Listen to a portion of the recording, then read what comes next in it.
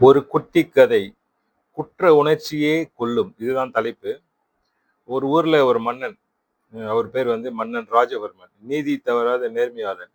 நீதிய நேர்மை தன் உயிருக்கு மேலா மதிப்பவர்.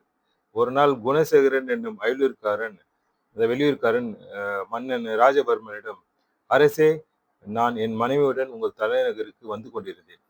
தலைநகரை அடைவதற்கு முன் காட்டில் நண்பகல் நேரம் நானும் என் மனைவியும் ஒரு மரத்தடியில் உறங்கிக் கொண்டிருந்தோம். அப்போது அவள் மீது எங்கிருந்தோ வந்து அம்பு தைத்து உயிரிழந்து விட்டாள். எங்களுக்கு எதிரிலே சற்று தூரத்தில் வேடன் அமர்ந்திருந்தான். அவன்தான் என் மனைவியை கொன்றவன். நீங்கள் அவனை தண்டிக்க வேண்டும் என்றான். ஆனால் அந்த வேடனோ, அரசே, நான் குற்றமற்றவன். எந்த காரணமும் இன்றி நான் ஏன் அந்த பெண்ணை கொல்ல வேண்டும்?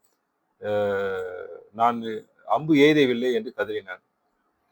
கொல்லப்பட்ட பெண்ணின் உடலையும் அவள் மீது தைத்திருந்த அம்பையும் பார்த்த ராஜவர்மனுக்கு ஒரு எண்ணம் தோன்றியது.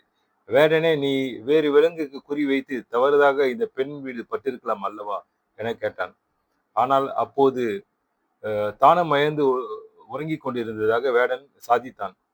வேடனின் வார்த்தையை நம்பாத மன்னன் அவனை நாடு கடத்த உத்தரவிட்டார். இந்த சம்பவம் நடந்து 2 நாட்களுக்கு பிறகு வெளியூர் சென்றிருந்த முதலமைச்சர் ராஜவர்மனை சந்தித்தார். அப்போது நடந்த சம்பவத்தை பற்றி அவரிடம் விவாதித்தார், மந்திரியிடம் விவாதித்தார். அந்த பெண்ணின் மீது தைத்த அம்பினை பார்த்த முதலமைச்சர், அரசே, இந்த அம்பினை கவனித்தீர்களா?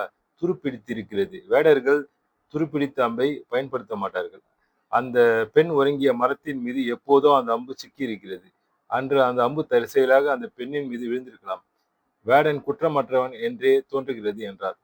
இதை கேட்டு பதறிய மன்னன் தவறான தீர்ப்பை வழங்கியதால் குற்ற உணர்வில் துடிதுடித்து இருந்தான். நீதி எப்போதும் நேர்மையாக செயல்பட வேண்டும், சிந்தித்து செயல்பட வேண்டும். சூழ்நிலைகளை அனலைஸ் பண்ணி, அதாவது சூழ்நிலைகளை பற்றி நன்கு சிந்தித்து அதற்கேற்ற போல நீதியும் வழங்க வேண்டும். நன்றி, வணக்கம்.